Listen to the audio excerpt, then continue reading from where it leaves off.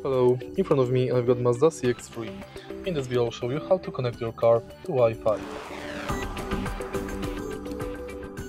In the beginning, take a look at the screen display, go to settings, and next go to devices and network management. Make sure that the Wi-Fi is enabled and select Wi-Fi you would like to connect to. Enter password,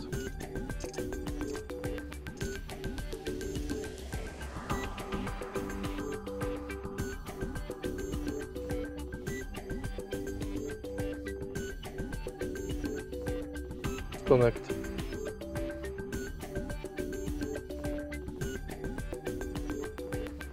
and it's done. If you find this video helpful, please leave like, comment and subscribe.